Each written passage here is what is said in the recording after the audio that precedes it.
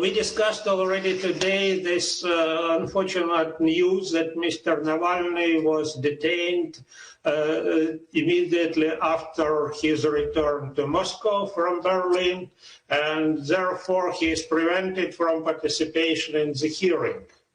And the rapporteur asked Mr. Leonid Volkov, who is Mr. Navalny's chief of staff, to participate instead. Besides, colleagues, we have been informed about the position of the Russian delegation.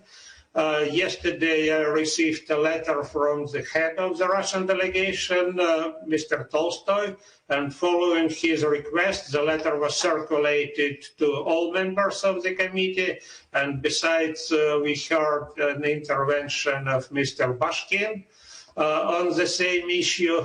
So, unfortunately, it means that there will be no Russian participation at all, because the rapporteur invited also official representative of Russian authorities to take part in the hearing to express the view of the official view. But unfortunately, this is not the case, so we will have only 2 experts. And I must say I'm personally quite disappointed with this attitude, because the only way to handle the serious and sensitive problem seriously is an open dialogue. But so this is now anyway.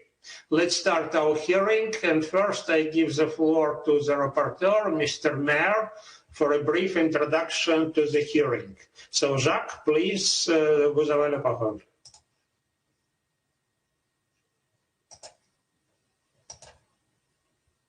Merci, Monsieur le Président. Merci pour votre introduction. Demain, il y aura 5 mois, le 20 août dernier, Ալեքսեյ Նավալնիի a brusquement été pris de malaise sur un vol entre Tomsk et Moscou en Russie. Mon avion a fait un atterrissage d'urgence à Tomsk, où M. Navalny a été transporté d'urgence à l'hôpital. Sur le place, il lui a été administré des médicaments qui servent à traiter l'empoisonnement. 2 jours plus tard, le 22 août, il a été transporté par avion à Berlin en Allemagne.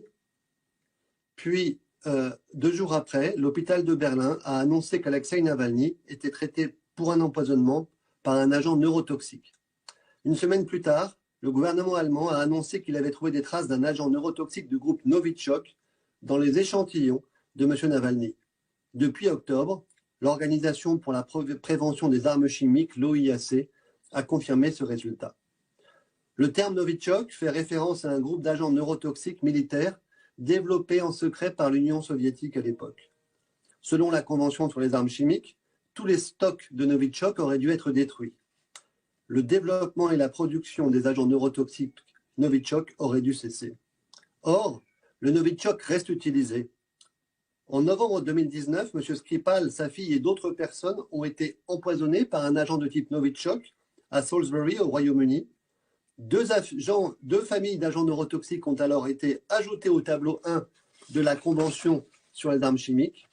Et selon l'OIAC, les échantillons de M. Navalny ont montré la présence d'un nouveau type de Novichok de dernière génération, structurellement similaire aux familles incluses dans le tableau de la Convention, mais plus récente et plus complexe. À la mi-décembre, le site d'investigation Bellingcat a publié un article sur les déplacements d'une équipe d'agents des services secrets russes. Cette équipe, qui comprenait des médecins et des spécialistes des armes chimiques, suivait depuis plusieurs années les déplacements de M. Navalny en Russie. Il l'avait notamment suivi à Tomsk en 2020, en août, lorsqu'il est tombé malade. 1 semaine plus tard, Bellingcat a publié un autre article basé sur un appel téléphonique entre M. Navalny et un des membres de l'équipe des services secrets. Cet agent du FSB, qui pensait parler à un de ses supérieurs, semblait admettre que l'équipe du FSB avait empoisonné M. Navalny en appliquant du Novichok sur ses sous-vêtements. À ma connaissance aujourd'hui, personne n'a contesté l'existence de cette équipe et personne n'a contesté les éléments décrits par ce M. Kudratsev. J'ai invité, comme vous l'avez dit, un représentant des autorités russes à participer à cette audition. Ils avaient donné une réponse positive de principe il y a quelques semaines. M. Tolstoï, vous l'avez dit, nous a informé qu'aucun représentant des autorités russes ne participerait à la délégation. J'ai donc insisté personnellement auprès de M. Tolstoï, en tant que président de la délégation, pour que la délégation soit présente, mais pour que aussi un représentant des autorités russes soit présent. Personne ne va donc saisir l'opportunité aujourd'hui de nous présenter la position russe, ni de répondre aux interventions de nos invités ou à nos propres questions. Ceci est fort dommage, je le regrette profondément, mais ce n'est pas par manque de volonté de notre part. Une question cruciale est toutefois contestée par la partie russe. Quand et où M. Navalny a été empoisonné? M. Navalny lui-même, les autorités allemandes, ainsi que le Conseil européen, affirment que l'empoisonnement a eu lieu en Russie, puisqu'il a failli mourir en Sibérie. Les autorités russes affirment que ce n'est pas le cas et que cela a dû se produire dans l'avion ou à l'hôpital à Berlin. Mais s'il a été empoisonné dans l'avion ou à l'hôpital de Berlin, alors qui l'a fait et pourquoi? Et comment ces empoisonneurs ont-ils mis la main sur le Novichok, un agent neurotoxique illégal, développé par l'Union soviétique il y a longtemps et qui ne devrait même plus exister? Par ailleurs, le président russe, M. Vladimir Poutine, a admis que M. Navalny était poursuivi par cette équipe du FSB. Mais pour autant que je sache, les autorités russes n'ont pas expliqué pourquoi l'équipe de surveillance comprenait des médecins et des spécialistes des armes chimiques. Je n'ai pas entendu d'explication non plus sur les informations venant de l'agent du FSB. Il existe un principe philosophique et scientifique appelé le rasoir d'Occam, ou la loi de la parcimonie. Ce principe stipule que l'explication la plus simple est généralement la bonne. Bien sûr, une explication simple peut être réfutée, ou une explication plus complexe peut être prouvée, mais nous attendons aussi ici des éléments tangibles et pas des explications changeantes. Les autorités russes disent n'avoir aucune preuve qu'un crime ait été commis en Russie et qu'elles n'ouvriront pas d'enquête. Le gouvernement russe a pourtant demandé à l'OIAC de se rendre en Russie et de mener des tests conjoints avec des scientifiques russes dans un laboratoire russe. L'OIAC n'a pas accepté cette demande, car les règles de l'organisation supposent des analyses spécifiques menées en indépendance absolue. La Russie n'a pas souhaité accéder à cette demande de respecter le cadre de l'OIAC et a donc décidé de ne pas coopérer avec elle. Chers collègues, après notre réunion, je me suis rendu à Berlin le 17 décembre, où j'ai rencontré M. Navalny et parlé à des représentants des autorités allemandes. J'ai également échangé avec Christoph Grozev, l'enquêteur principal de Bellingcat, qui a écrit les articles sur Navalny. J'ai échangé avec Agnès Calamar, le rapporteur spécial des Nations Unies sur les exécutions extrajudiciaires qui prépare son propre rapport. Et j'ai échangé avec de nombreux journalistes et experts. Malgré cela, je ne suis pas encore parvenu à des conclusions sur les questions en suspens. L'audition aujourd'hui devrait nous permettre de nous aider à mieux comprendre ces questions et, espérons-le, à commencer à trouver des réponses. J'avais invité M. Navalny à participer à cette réunion, audition qu'il avait gentiment acceptée. Il est détenu en Russie depuis dimanche, suite à son retour d'Allemagne. J'ai donc invité son chef de cabinet, M. Volkov, à venir nous présenter ce qui s'est passé à Tomsk et à Omsk, mais il pourra aussi évoquer largement ce qui s'est passé dimanche et lundi à Moscou, quand un tribunal très spécial a prolongé la détention de M. Navalny. Notre autre invité est M. Christoph Grozev de Bellingcat, qui lui-même donc a donné lieu à ces révélations. J'attends de les écouter avec impatience. Merci, Monsieur le Président.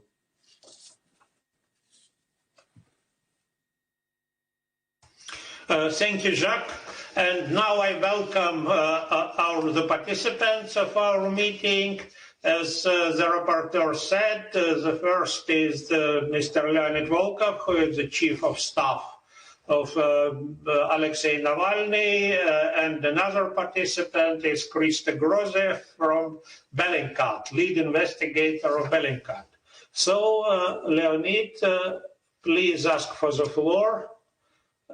Leonid, пожалуйста, вам слово. Dear Chairman, dear members of the committee, that's a great honor for me to speak here, albeit I of course would prefer that Alexei will be able to be present now. Just a second. How can I do that? I don't hear myself in the phones. We hear you very well, so... Okay, I'll try to continue. So, I was going to talk about the poisoning mainly because this is the subject of consideration for this commission, but there will be Krista Grozov witnessing next to me, and he's the expert. He did the investigation primarily. So I would like to address more the very current events, and especially not only because they are all around and in use, but they are also very much about the jurisdiction of the Parliamentary Assembly of the Council of Europe.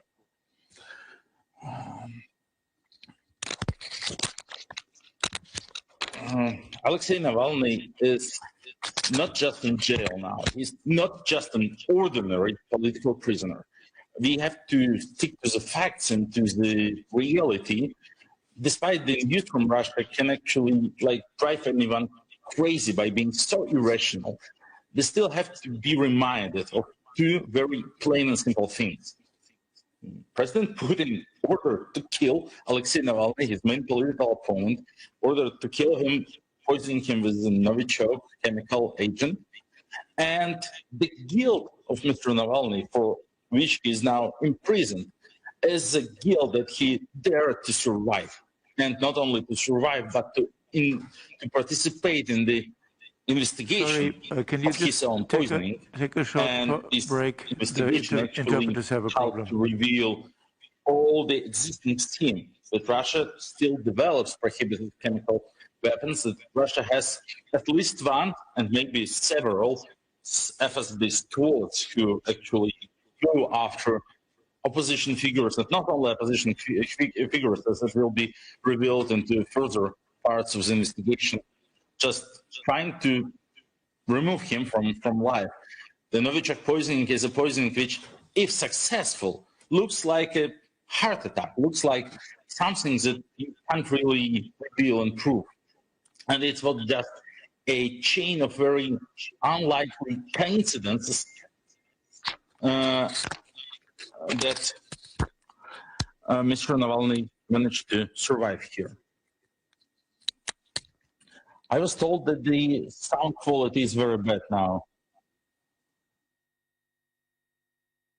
It's a bit worse, but everything is understandable in my view. Okay. The problem is that when I have the headset on, I hear myself. That's quite terrible also. Yeah, but you can keep them off too, and just keep the microphone closed.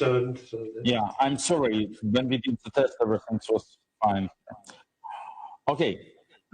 Still, right now, Aleksey Navalny is put to the Matrosskaya Tishina, quite a famous prison.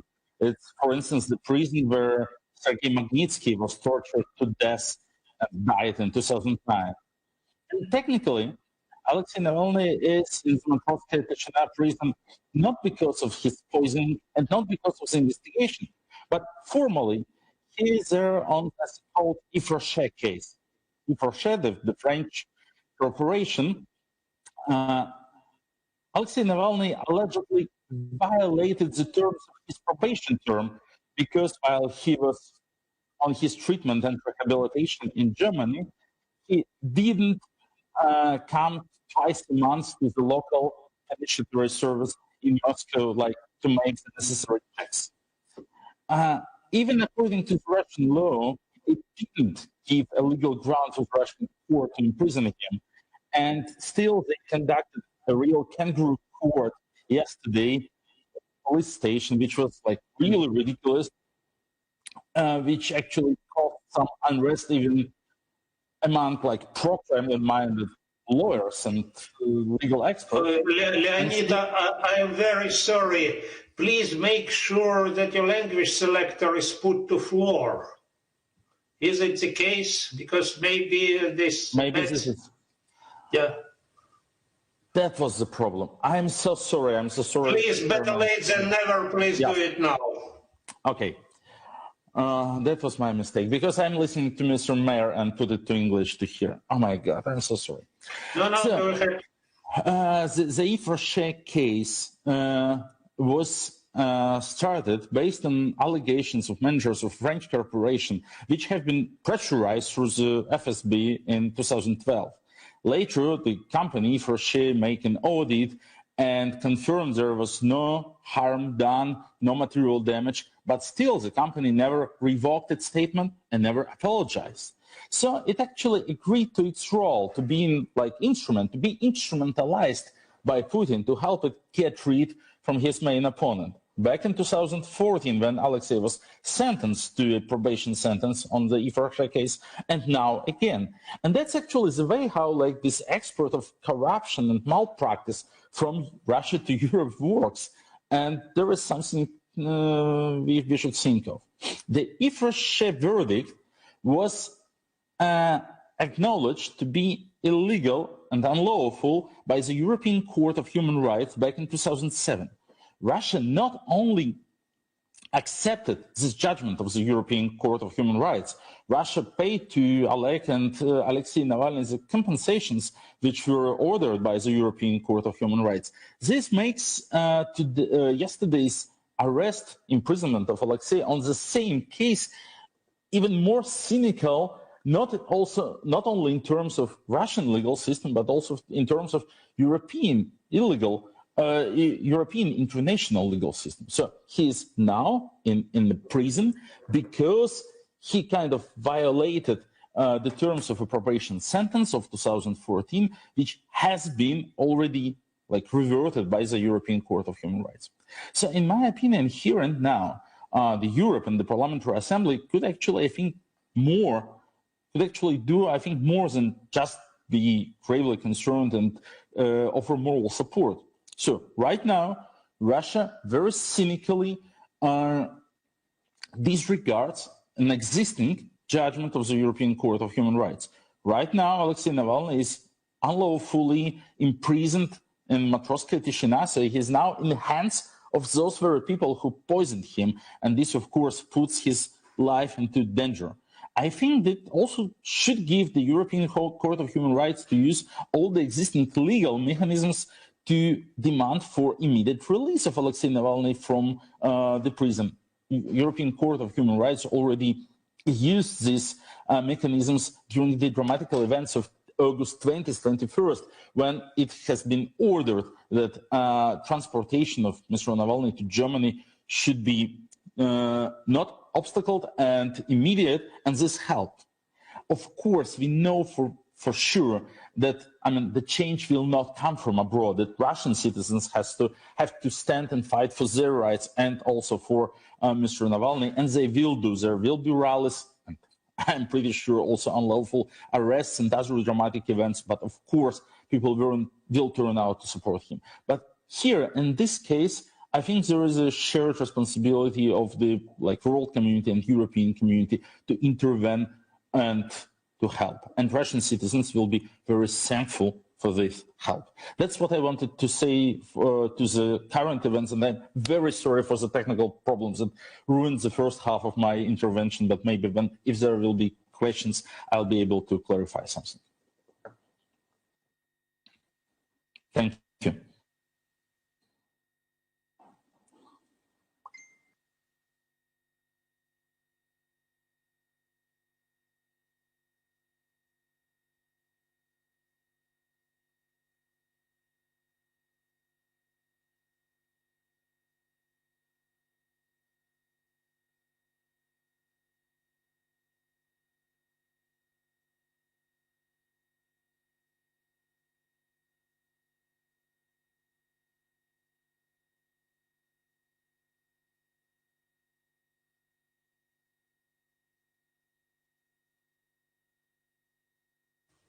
Excuse me, I also had some technical problem for a while.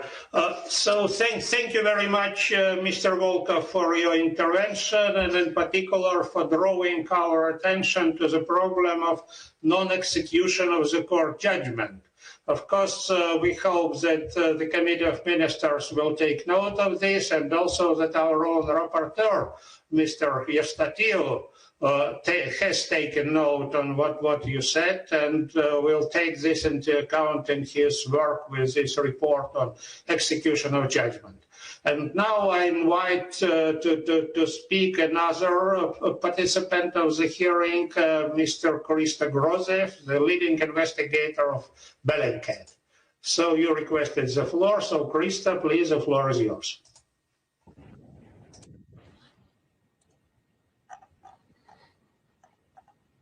Good morning, Mr. Chairman, and thank you for inviting me. My name is Krista Grozev, and I'm lead investigator with Bellingcat, which is a Netherlands-based collective of open source investigators. At the very beginning, Bellingcat pioneered open source investigations, but over the years we have expanded beyond pure open source. But our reports, we always stick in them to two crucial criteria. One is that all of our investigations must be based on objective and verifiable data. And second, that our methods must be transparent and replicable by our peers and our readers. This is why we always publish, or at least we try to always publish, detailed methodology guides for most of our key investigations. In our investigations, we tend to focus on state-sponsored crime and human rights violations, as such crimes often appear to fall through the loopholes of the international law system. These are the crimes that are often never investigated because crime-committing states rarely investigate their own crimes. And the doctrine of sovereignty means that other states often give a pass to crime-committing states. Such appears to be the case at hand with Navalny's poisoning. Our own investigations into the poisoning of Aleksei Navalny, in fact, started long before he fell into a coma on that flight from Tomsk to Moscow last August. It started nearly 3 years earlier when we investigated another set of poisonings, the near-fatal Novichok poisonings of Sergei and Yulia Skripal in Salisbury, and the fatal one of Dawn Sturgis in neighboring Wiltshire. We have been able to identify the culprits behind those poisonings relatively quickly, a group of high-ranking officers from Unit 29155 of Russia's military intelligence, the GRU, who traveled under fake state-issued documents. The 3 undercover officers dispatched to poison a former colleague in the UK were heroes of the Russian Federation, the highest award that the President of Russia can give. We later discovered that they had been sent abroad to poison others, including a Bulgarian arms manufacturer who nearly died from a chemical weapons grade poison applied to his car door handle. It took us much longer to identify how the GRU obtained their chemical weapons for their missions of extrajudicial assassinations. A long-running investigation finished in 2020 led us to the discovery that several Russian state-run scientific institutes employ scientists formerly working for Russia's official chemical weapons program. One institute in particular, the so-called Signal Scientific Center in Moscow, claiming to be developing sports drinks today, employs more than 10 scientists formerly engaged in developing the chemical weapons program in the closed military town of Volsk, or also known as Shikhani 2. Using metadata from phone calls made by the management of the Signals Institute, we identified regular communication patterns between these sports drinks developers with chemical weapons backgrounds and members of the GRU Unit 29155, the same one that perpetrated the Novichok poisonings. These communications had peaked just before the 3 undercover officers traveled to Salisbury in March 2020. This and many other data points led us to the conclusion that the Signals Center was one of several institutes in Russia that continued chemical weapons development under the guise of civilian research, long after Russia had committed to dispose of its chemical weapons under the Chemical Weapons Convention. Thus, when we heard that Aleksei Navalny had collapsed into a coma on a flight from Siberia to Moscow last August, with initial symptoms that showed possibly organophosphate poisoning, we already knew that Russia is running a clandestine chemical weapons program. We also knew who the scientists, the top scientists, were behind that program. That knowledge gave us a flying start in investigating the poisoning of Aleksei Navalny. Our investigation into that poisoning had 2 starting points, the poison itself and the perpetrators. First, we followed the poison. We inspected phone call metadata of the lead scientists of the Signal Institute, which we had obtained from the previous investigation. We looked for any calls to security officers, either from the GRU or from the FSB, in the days and the hours around Aleksei Navalny's poisoning. We noticed communication between the chairman of the Signal Center, Mr. Artur Zhirov, and 3 key officers of the FSB Criminalistics Institute. Its chief, General Kirill Vasilyev, its former chief and current head of FSB's scientific service, General Bogdanov, and its deputy director, Colonel Stanislav Makshakov. Our search in open source data showed that both General Vasilyev and Colonel Makshakov are specialists in chemical weapons, with Colonel Makshakov hailing from the 33rd Military Institute that developed Novichok, along with more than 20 other toxic agents in the 80s and 90s. Our subsequent analysis of phone records of Makshakov and Kirillov showed that the two communicated regularly with a group of 8 FSB officers, most of whom we discovered were either trained doctors or experts in chemical weapons. We then obtained the travel history of these 8 FSB officers. We identified patterns of joint travel to different destinations within Russia, in groups of 2 or 3. Next, we obtained from Aleksei Navalny himself his own history of travel for the past 5 years. We superimposed the group trips of these FSB officers with those of Aleksei Navalny and found a striking, statistically persuasive overlap. On at least 34 occasions, these FSB officers had flown or taken train rides just hours before or after Navalny, exactly to the places where he was going or coming back from. When we subsequently identified the cover identities of these officers, the number of overlapping trips rose to 40. These joint trips had begun in January 2017, only weeks after Alexei Navalny had announced his plans to run for president in the 2018 presidential elections. During the campaign, the FSB officers shadowed the candidate on nearly all campaign trips around the country, 12 trips in total. On almost all of them, with only one exception, the FSB officers did not take the same flight or train as Navalny. They chose to fly just before or after him on most locations, or from a different airport when possible. Importantly, these FSB officers only shadowed Navalny when he had an overnight stay at a destination, never tailing him on short-term, same-day trips. The FSB officers rotated their real identities with their undercover names, sometimes flying under one name in one direction and under another on a return trip. At this point, a hypothesis was beginning to take shape for us. An FSB clandestine unit composed of chemists and doctors were shadowing Alexei Navalny, picking only such trips where he would stay at a hotel and avoiding flying on the same flights whenever possible. This operation had no marks of a political surveillance campaign. It had all the bearings of a long-term assassination plan. Alexei Navalny was not allowed to run for president in 2018 based on a criminal indictment that we talked about today. So after 2018, there was a gap in the FSB trips with him. But in 2020, on the 2nd of July, 3 members of the same FSB squad flew to Kaliningrad. They flew there just ahead of the arrival of Alexei Navalny and his wife, who were going there for a 1-week getaway. The FSB officer stayed in Kaliningrad until the evening of the 5th of July. The next day, on the 6th, Yulia Navalny fell severely ill with symptoms of disorientation and loss of muscular function. She had been incapacitated for most of the day and only recovered the next day. It was namely on that day, the 6th of July, when we registered the highest peak of communication among scientists from the Signal Center and top-ranking officers from the FSB's Criminalistics Institute.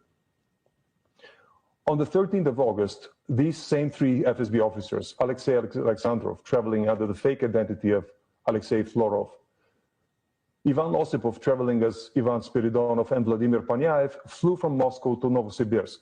Several members of Navalny's anti-corruption fund had flown to that city the same day, and they knew that Navalny himself would be joining the next day.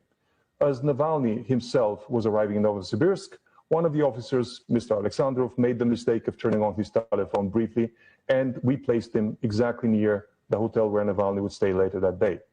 Then, as Navalny and his team moved on from Novosibirsk to Tomsk on the 17th of August, so did the same 3 FSB officers. This is visible not only from the fact that they bought return flight tickets from Tomsk to Moscow on the 21st of August, but also from the fact that the same FSB officer, Alexandrov, used his phone one more time the night of the 19th to the 20th of August. Just after midnight, metadata placed him within walking distance to the hotel where Alexei Navalny would collapse into a coma after leaving that hotel several hours later. Throughout that night, and for most of that week, there was hectic telephone communication between the FSB team in Tomsk and the boss in Moscow. Makshakov, the direct supervisor of what we now know is the FSB poisoning squad, was calling his boss the whole night and apparently reporting that the mission had failed the next morning. So you can read the detailed exercises that our finding point not only to a single attempt on the life of one particular person, Mr. Aleksey Navalny, but the existence of a structural unit within the FSB staffed with experts in chemical weapon poisoning and doctors whose apparent goal has been to go around and assassinate or try to assassinate Russians of all professions and caliber. So far, we've been able to identify at least 3 successful poisonings, and we plan to publish the results from that in the next few days. Thank you, Mr. Grozov, although for showing us this quite gloomy picture, but it's anyway, we must be aware of the situation and be aware. So probably the members of the committee might have some questions, and I open the floor for comments and questions and exchange of view. So, Lord Balf.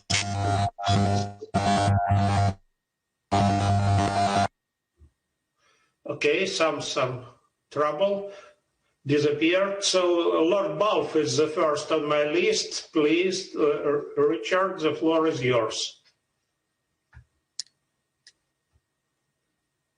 Which is EU foreign ministers yesterday said, and I quote, the EU will follow closely the developments in this field. Richard, sorry, please make sure that your language selector is switched to floor. Ah. Otherwise, we can barely hear you. Yeah, okay, I've done it. Sorry, yes. my mistake. The EU foreign ministers yesterday said, and I quote, the EU will follow closely the developments in this field and will continue to take this into account when shaping its policy towards Russia. I think that the representative of Bellingcat has made some very detailed and quite specific allegations, and I do think that our Russian colleagues, because that's what they are, they're in the Council, owe it to us now to come back with an explanation of what actually happened, because this is not allegation, this is very specific and detailed accusation, and I just feel that the next stage should be to formally ask our Russian colleagues to reply to the individual points made by Bellingcat. Meanwhile, I would hope that we won't overreact, but we mustn't not react, because this is a serious situation. I've often said that the mark of a democracy is not whether you have a free election, but whether you can have a transfer of power. This doesn't seem to me that it's pointing in the direction of a free election where power could be transferred. So I do think there are questions to answer, and I hope they will be answered. Thank you. Thank you, Lord Balf. Mr. Mereshko is the next on my list. So, Mr. Mereshko, please, the floor is yours.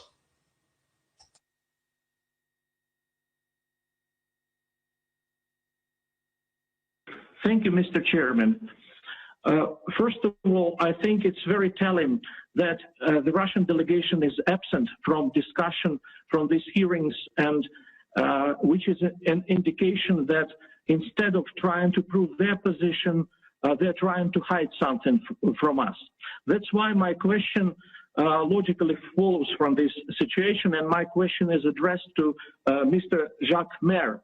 I would like to ask him, in connection with his recent interview, what are the chances to hold urgent debates on this very serious issue, and when these urgent debates can be held? Thank you.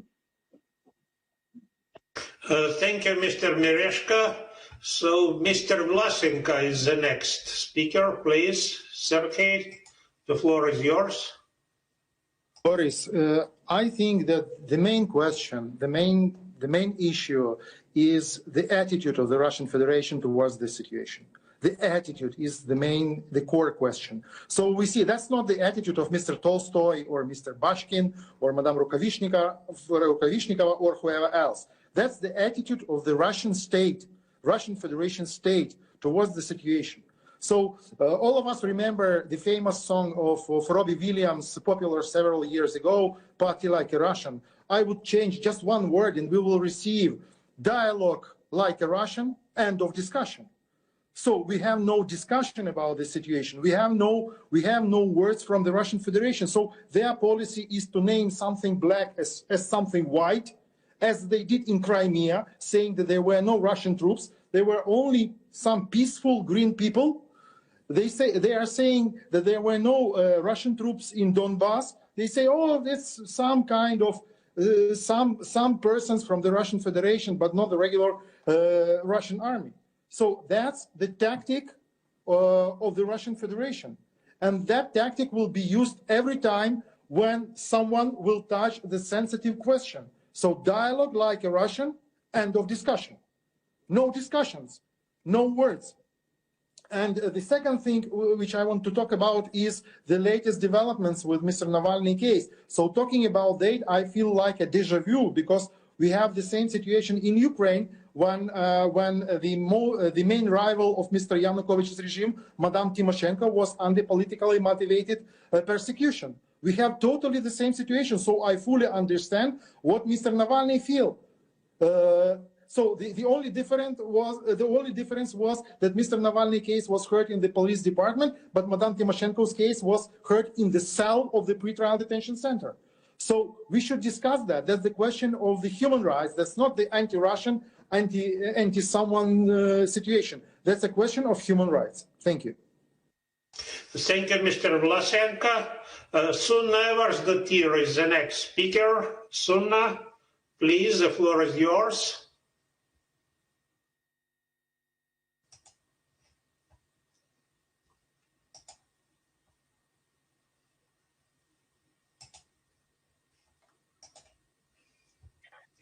Thank you, Boris. Dear colleagues, this has been a very interesting debate. I want to thank the speakers. I think it's also quite important to point out that considering the fact that Mr. Navalny has now been detained, I think it is reasonable to ask the question of whether or not his case also falls under the remit of the report that we have ongoing about possible political prisoners in Russia. I feel it is worth pointing out that it is a matter worth looking into. So I think I just wanted to point that out, that his imprisonment in the aftermath of his poisoning also begs some questions about the nature of his detention and whether or not it is politically motivated. So it is something that I will be looking into in the course of my mandate on political prisoners in Russia. That is all. Thank you. Thank you, Sunna. So probably I see that our rapporteur is asking for the floor, but probably, Jack, I will give you the floor as the last speaker.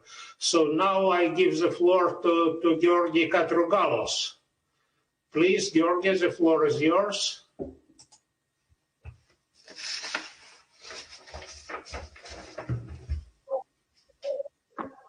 Thank you. Thank you very much, Mr. Chair. Georgi, please make sure that your language selector is put to floor. It is to floor. Now it's fine. Can you hear me? Or yes, yes, go ahead. Thank you.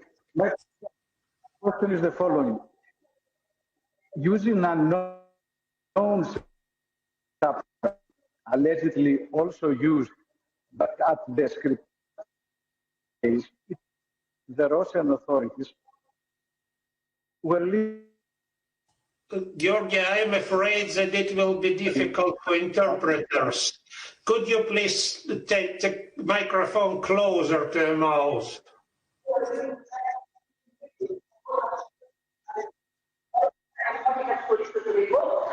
I will try, Mr. Chairman. Sorry for that. My question was the following: why the Russian authorities would like to use unknown substance, unknown poison, also allegedly used in the Skripal case? It is the same as if they were leaving their visiting card as if they wanted to be identified. How can our expert explain this fact? Thank you very much, Mr. Chair. Thank you, Georgi, and sorry for these problems with the connection. So we still keep fighting with the technical level of communications available in different member states. But okay, and now I see no more members asking for the floor. So I would like to give the floor to the rapporteur. And you can ask some questions to the speakers or to make some concluding remarks. And then in the end, I will give the floor back for concluding remarks to the participants of the hearing, to the speakers. So please, Jacques, the floor is yours.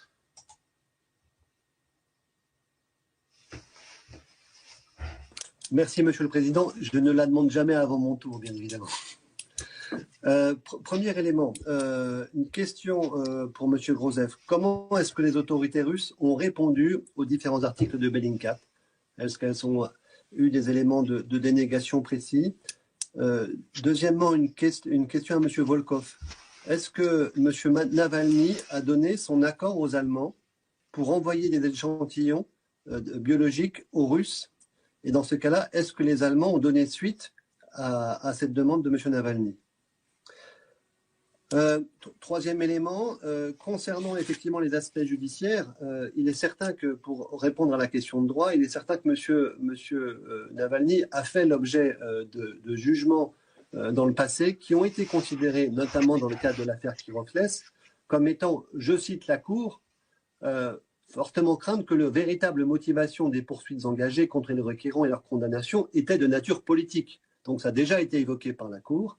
Et puis, dans l'arrêt Yves Rocher, effectivement, qui a été cité et qui est celui pour lequel il est aujourd'hui interné, il est indiqué par la Cour qu'effectivement, il y a donc bien eu une violation de l'interdiction de prononcer une peine sans loi. Donc, de ce fait, quand les Russes, d'un côté, refusent à M. Navalny de pouvoir faire enregistrer ses plaintes, quand de l'autre, ils font une négation d'un arrêt de la Cour de 2014, on voit très bien qu'il y a un problème juridique absolument majeur. Le fait qu'aujourd'hui, ils disent ne pas avoir de coopération judiciaire avec les États de l'Union européenne est en fait lié largement au fait qu'eux-mêmes n'ont pas souhaité d'enquête judiciaire. Donc pourquoi coopérer avec une enquête judiciaire quand nous-mêmes, autorités russes, nous ne faisons pas d'enquête judiciaire, la coopération judiciaire ne s'applique pas. Voilà, ce sont des points sur lesquels j'aimerais bien entendre M. Volkov aussi. Merci, M. le Président.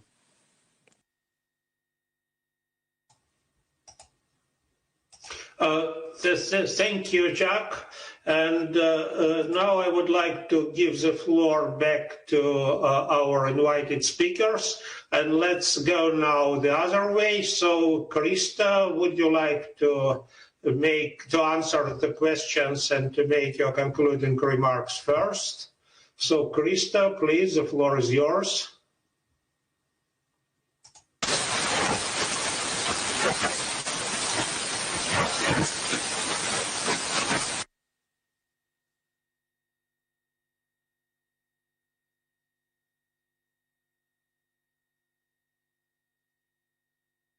Krista, please, could you ask for the floor once again? Yes, let's try once again. Krista, the floor is yours.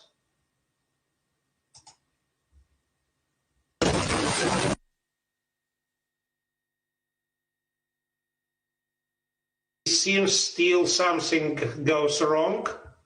So maybe in the meantime, I see that Emanuele Zingeris is asking for the floor too. So maybe let's give the floor to Mr. Zingeris while Mr. Grozev will try to manage his technical problems.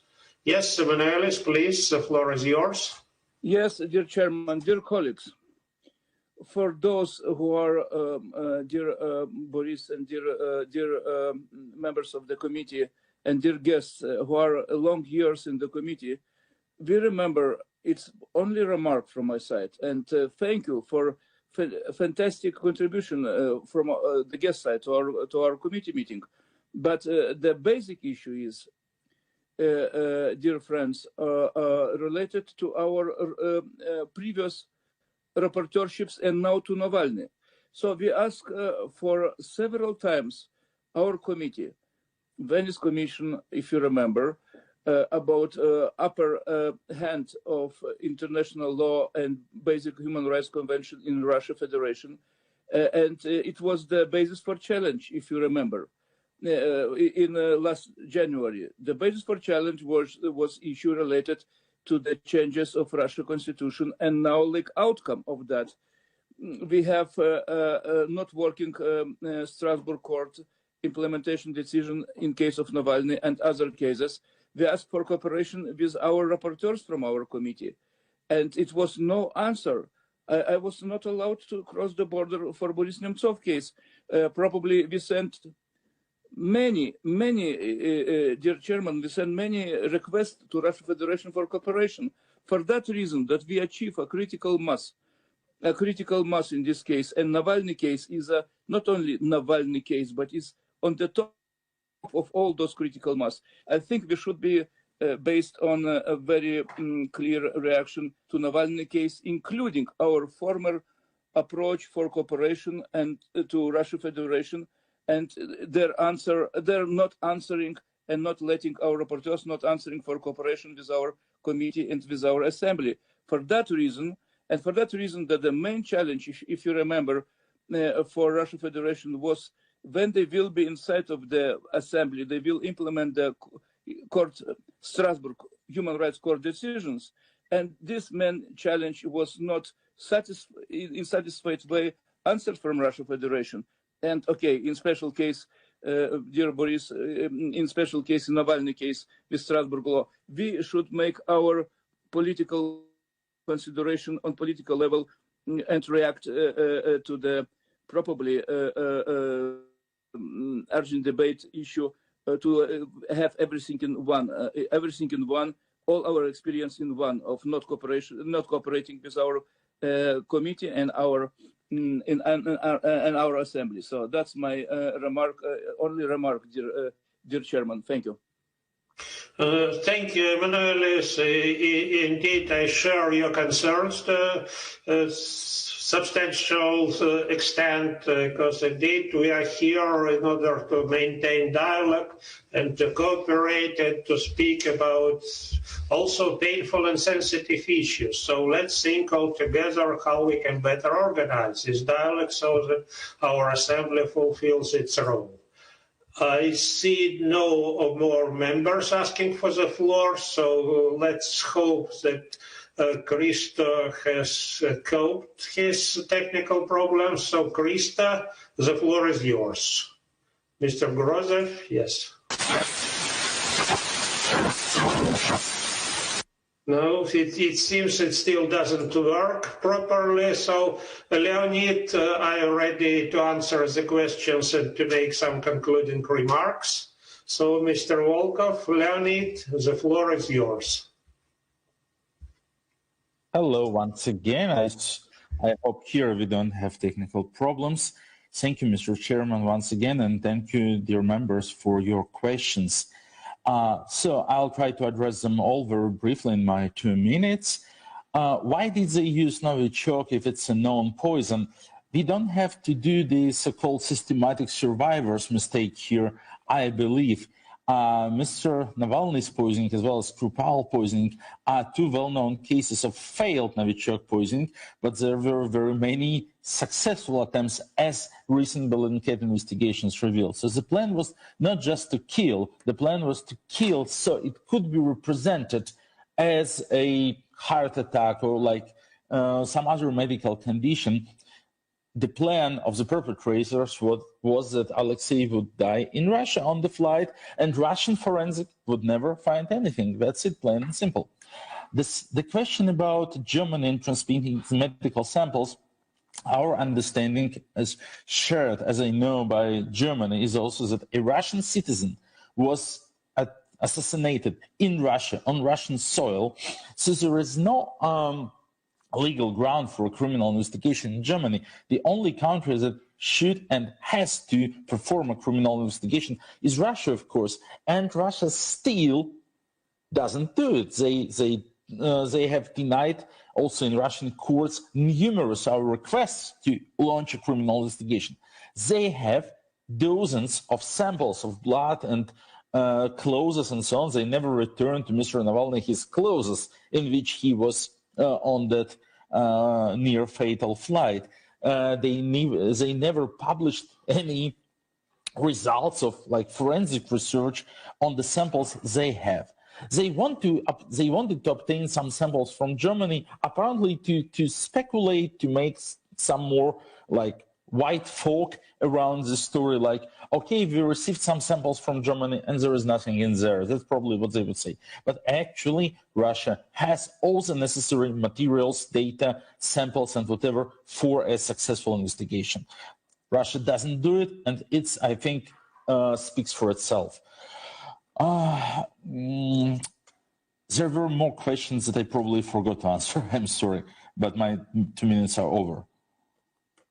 No, we can be quite flexible. If you want to say something else, please do.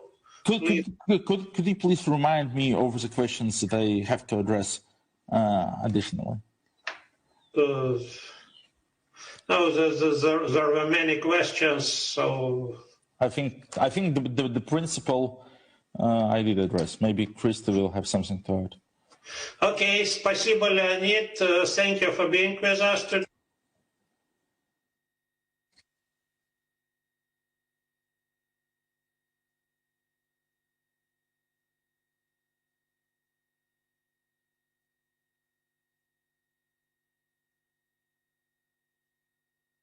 Chairman, your microphone is off. Sorry, excuse me, please. So let's try the last time to give the floor to Mr. Grozhev. So, Krista, please, the floor is yours. You think this time it works? Can you hear me now? 1, 2, 3. Can you hear me? Okay, good. Let's try. I think I'm happy that I had to be intervened by Leonid, because he answered one of the questions that I had to. So thank you, Leonid. Regarding the question about response from the Russian state, no, we have not received an official response from the Russian state. In fact, every publication of a serious investigation into Russian wrongdoing that Bellingcat has produced. Joseph, are you on floor? Are you on floor? Yes, I am on the floor. Yes, I am on the floor. So it is not a problem on my end, unfortunately. But any investigation we have published gets the same reaction from Russian authorities. Bellingcat is not somebody that we should respond to. We will answer these questions when they come from an official intergovernmental body. That's why we were so hopeful that through the Council of Europe today we will be able to pose questions to the Russian Federation and receive a response. The only response we have received indirectly is from Mr. Vladimir Putin himself, who personally addressed our investigation during the year-end press conference he did, where he essentially admitted that the officers we had identified were FSB personnel and FSB officers, but he disputed our finding that they were there to poison him, because in his words, if that was their goal, they would have finished it. Instead, he justified their presence as pure political surveillance because Mr. Navalny was deemed by him as being a foreign agent who deserves to be followed around by officers. Obviously, that raises the questions, why would the Russian security services send an overqualified team of chemical weapons experts, of medical professionals? Why would they use the same team over 5 years that would go against any logic of surveillance? And yeah, we really need to hear an innocent hypothesis, a null hypothesis, about why our findings are not what they seem to be, but the Russian government and its proxies have refused to answer any questions. Thank you, Krista. Thank you for being with us today. And we are also very much interested in obtaining answers to your questions. And our rapporteur, I'm absolutely sure, will do his best to receive these answers. And And now I see that Jack Mayer again is asking for the floor. So please, Jack, your concluding remarks. The floor is yours.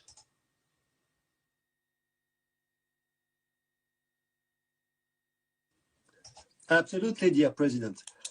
First, I would like to thank very much Mr. Volkov and Mr. Grozev, who have been very, very instrumental in the quality of the investigation we went through in the past weeks and months. I look forward to go on with them on the coming months in order to dig into the questions which have been raised. Secondly, I'd like to ask the authorization from the Commission in order to be able to go to Russia as soon as it is possible. Of course, we know that there is a pandemic also right there, but it's true that it would be a very important element of our work if we can go underground, both to see the authorities in Moscow and also probably to go to the places where the events have been developed in Siberia. And the last point, which have been asked by some of our colleagues, and I think probably Mr. Dengeris, it was the case for two colleagues at least, the question of an urgent debate. And for that, I would say that it would be useful probably to be able to have an urgent debate in order to gather also the contribution of our Russian colleagues and to put some visibility on this at a very, I would say, very difficult moment where Mr. Navalny is in prison. And I think we should give light to this situation. Thank you very much. Thank you, Jacques. So the rapporteur asks for authorization by the committee to make a fact-finding visit to Russia. Does anyone object to this? So probably Mr. Zingeris was asking the floor on another occasion. So I see no objections. So Jacques, you have authorization of the committee, and let's hope that this visit will be possible, both in terms of epidemiological situation and politically too. This brings us to the end of this item. So once again, I would like to thank our speakers for